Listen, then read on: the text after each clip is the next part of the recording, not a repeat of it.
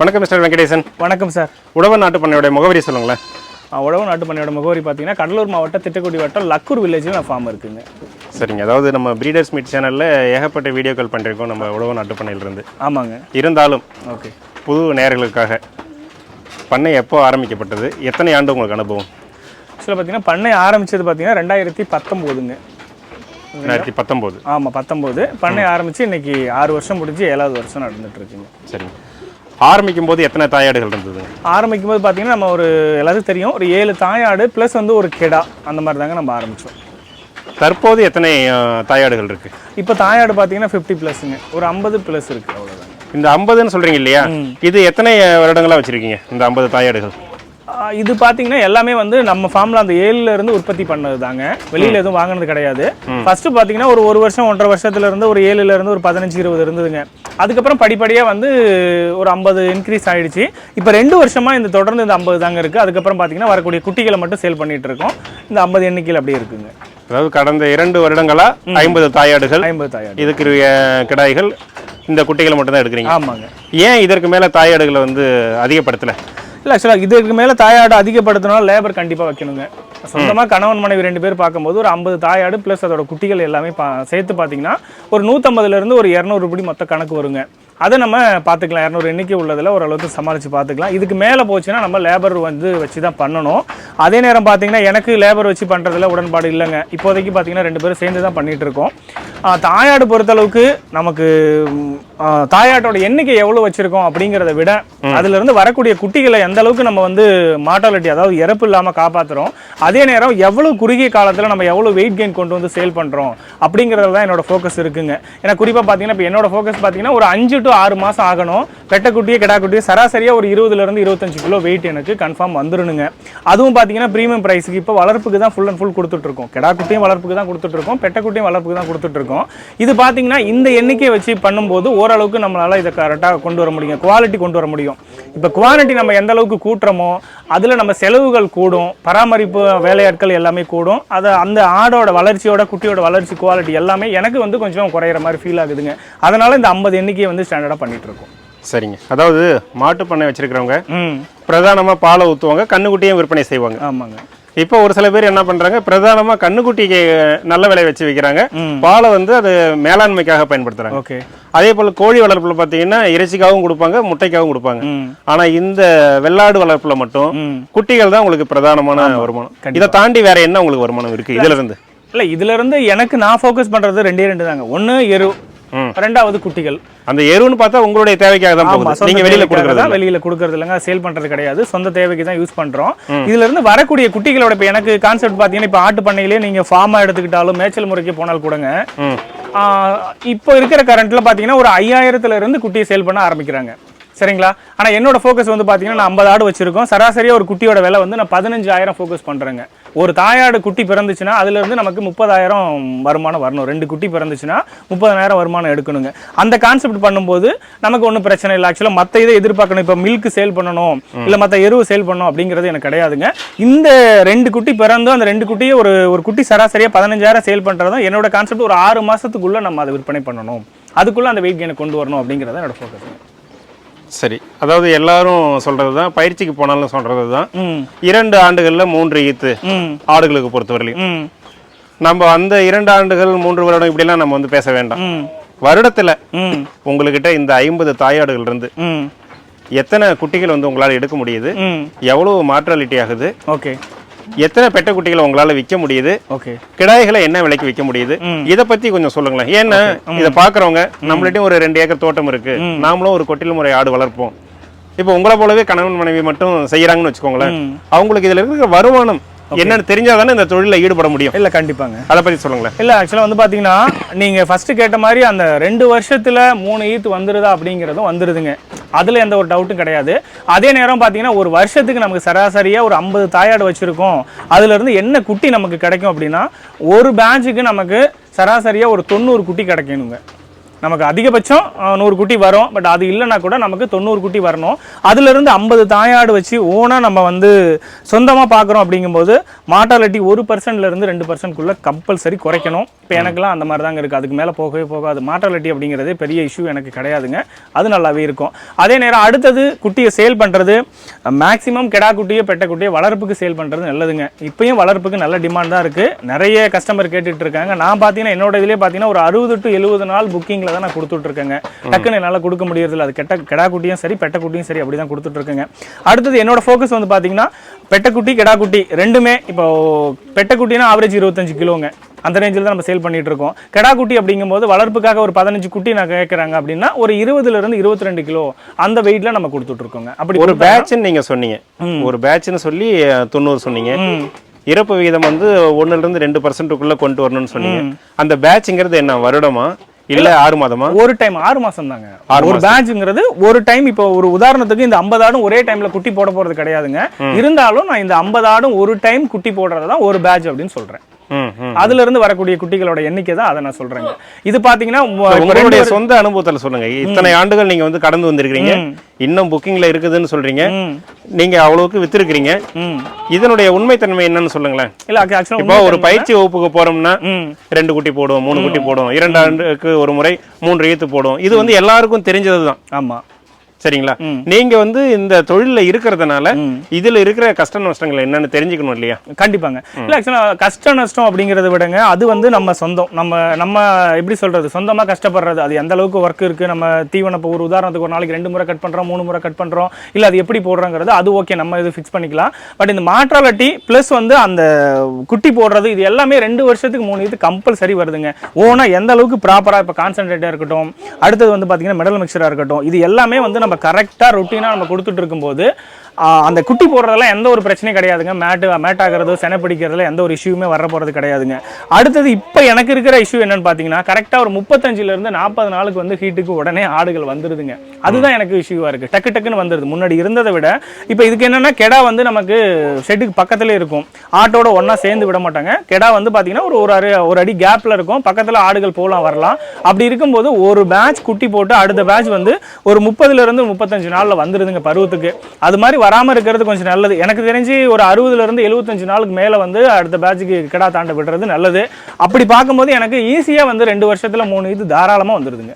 அதுல எந்த ஒரு டவுட்டுமே கிடையாது. 90 குட்டிகள் ஒரு பேட்ச்னு சொன்னீங்கல்ல, அதுல எத்தனை பெட்டை குட்டிகள் எத்தனை கிடாய் குட்டிகள் வருது? இப்போ எனக்கு 6 வருஷம் எக்ஸ்பீரியன்ஸ் இல்லைங்க. அதிகபட்சம் ஒரு 5 குட்டி 10 குட்டி தான் முன்ன பண்ண போகும். இப்போ எப்படி சொல்றேன்னா, ஒரு 45 குட்டி கெடா 45 குட்டி பெட்டை வரும். ஒரு உதாரணத்துக்கு 90 குட்டின்னு வச்சுக்கோங்களேன். அதுல வந்து பாத்தீங்கன்னா ஒரு பேட்ச்ல 55 குட்டி கெடா வரும், ஒரு பேட்ச்ல வந்து ஒரு 55 குட்டி பெட்டை வரும். இப்படி தாங்க ஒரு 10 குட்டி 5 குட்டி தான் டிஃபரெண்ட் வரும். ஆனா ஆவரேஜ் ரெண்டுமே ஈக்குவலா தான் வருதுங்க எப்பவுமே. இது நாள் வரைக்கும் நான் பார்த்ததுல. அப்படிங்களா? ஆமா, கம்பல்சரி. அதுல எந்த ஒரு டவுட்டும் இல்லைங்க. அதான் சொல்றேன், ஒரு 10 குட்டி வித்தியாசம் வரும். இப்போ ஒரு 90 குட்டி சராசரியாக நம்ம சொல்லும்போது ஒரு 45 குட்டி கிடாவும் 45 குட்டி பெட்டையும் வந்துச்சுன்னா சரியா இருக்கும். பட் அது அப்படி இல்லாம ஒரு 10 குட்டி முன்ன பண்ண வருங்க. கிடா எக்ஸ்ட்ரா இருக்கும், இல்லை பெட்டை எக்ஸ்ட்ரா இருக்கும், அவ்வளோதான். சரி, அதாவது 50% உங்களுக்கு வந்து கிடா குட்டிகளும் வருது, பெட்டை குட்டிகளும் வருது. கண்டிப்பாங்க, இது வரைக்கும் அப்படிதான் வந்துட்டு இருக்கு. இதுல என்னன்னு பாத்தீங்கன்னா, இந்த பேட்ச்ல பாத்தீங்கன்னா ஒரு உதாரணத்துக்கு ஒரு 6 ஆடு தொடர்ந்து 2 குட்டி 6 ஆடுமே பாத்தீங்கன்னா 12 குட்டி பெட்டை குட்டி போட்டுச்சுங்க. இது ஆக்சுவலா பாத்தீங்கன்னா இந்த பேட்ச்ல போட்டது. அடுத்தது ஒரு 2 நாள் 3 நாள் கழிச்சு போடும்போது மறுபடி போடும்போது ஒரு 5 ஆடு தொடர்ந்து 2 குட்டி கிடா குட்டியா போட்டுட்டே வந்துச்சுங்க.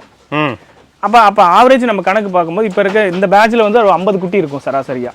இந்த 50ல பாத்தீங்கன்னா உங்களுக்கு ஒரு 27 குட்டி பெட்டை இருக்கும்னு நினைக்கிறேங்க. மீதி வந்து 23 குட்டி கடா இருக்கும். இவ்வளவுதான். இந்த கான்செப்ட்ல தான் வருங்க. அதிக பெரிய வித்தியாசம் இல்ல, இந்த ரேஷியோல தான் வந்துட்டு இருக்கு. சரி, நீங்க ஒரு பேட்ச்னு சொல்லிட்டீங்க.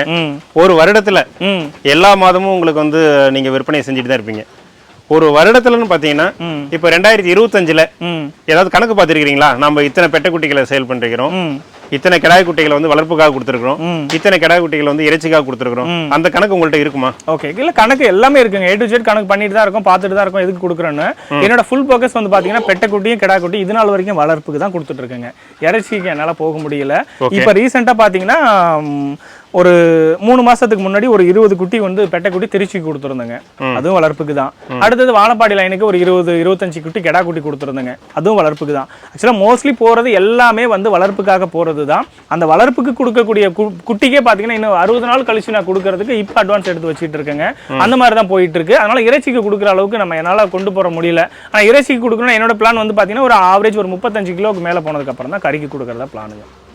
ஓகே, சரி. கடந்த 2025ல மொத்தம் எத்தனை குட்டிகள் நீங்க வந்து விற்பனை செஞ்சிருப்பீங்க மொத்தத்துல பாத்தீங்கன்னா 2025ல ஒரு பேட்சுக்கு ஆவரேஜ் 90 குட்டி, சரிங்களா? அது தாராளமா வந்துடும். அடுத்த பேட்ச் வந்து பாத்தீங்கன்னா அடுத்த அந்த வருஷம் முடியறதுக்குள்ள வரும், இல்ல அடுத்த ஒரு 2 மாசம் 3 மாசம் முன்ன பின்ன கூட வருங்க. ஆவரேஜ் ஒரு பேட்சுக்கு நமக்கு 80ல இருந்து 90 குட்டி தாராளமா வந்துருங்க.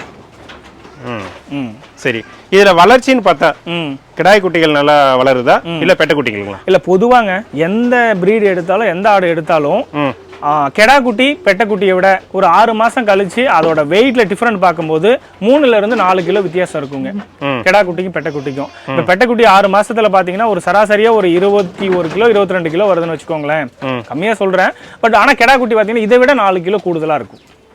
சரி, எப்பவுமே விற்பனை விலையில உங்களுக்கு எது அதிகமா போகுது? இல்ல இப்போதைய வரைக்கும் விற்பனை விலையில பெட்ட குட்டி தாங்க அதிகமா போயிட்டு இருக்கு. கெடா குட்டி பொதுவா இனப்பெருக்க கிடாய்களுக்கு தானே ஒரு நல்ல விலை கொடுத்து வாங்குவாங்க, அப்படி இல்லையா? இல்ல இப்போ இந்த பேட்ச் வந்து பாத்தீங்கன்னா உங்களுக்கு நான் சராசரியா ஒரு, அதாவது உங்களுக்கு அதிக விற்பனைன்னு பார்த்தா வளர்ப்புக்காக பெட்டை குட்டிகளை அதிக எண்ணிக்கையில வாங்கிட்டு போவாங்க. ஆமாங்க.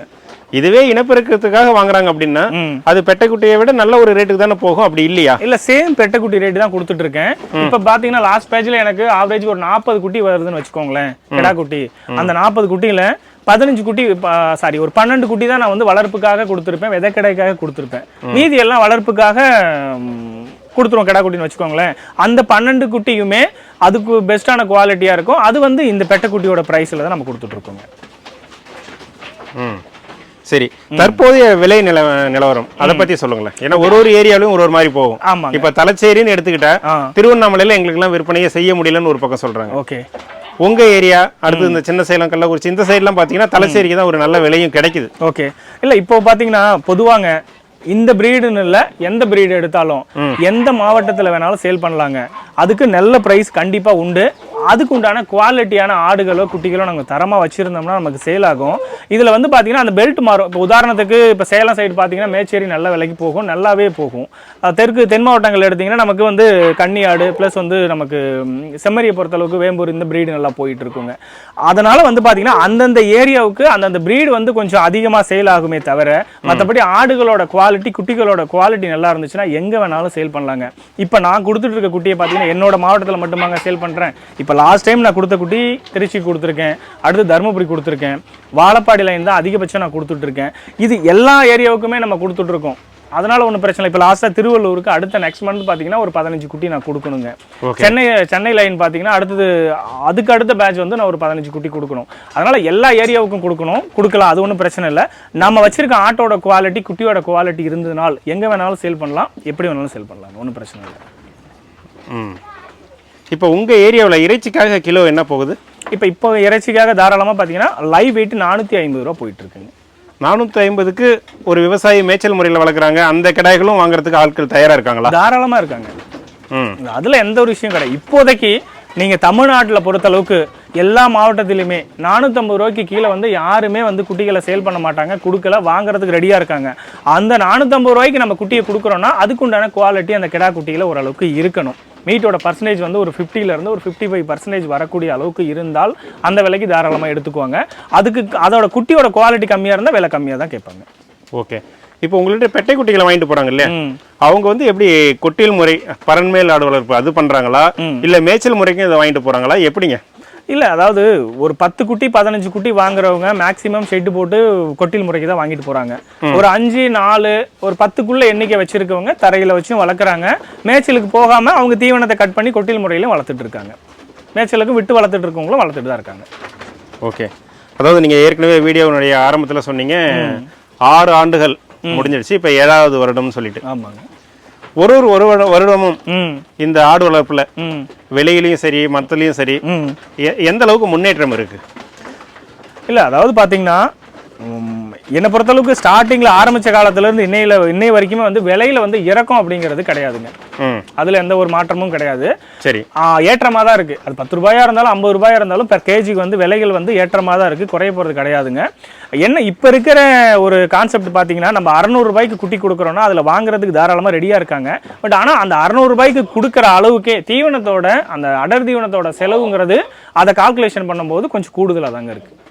அதுதான் இஷ்யூவா இருக்கு. 600 ரூபாய்க்கு குட்டி வாங்குறதுக்கு ரெடி, நம்ம கொடுக்கறதுக்கு ரெடி, அது எல்லாமே அந்த குவாலிட்டி இருக்கு. அதுல யாருமே கஸ்டமர் எந்த ஒரு இதுவும் குறை சொல்லல, வாங்கிக்கிறதுக்கு ரெடியா இருக்காங்க.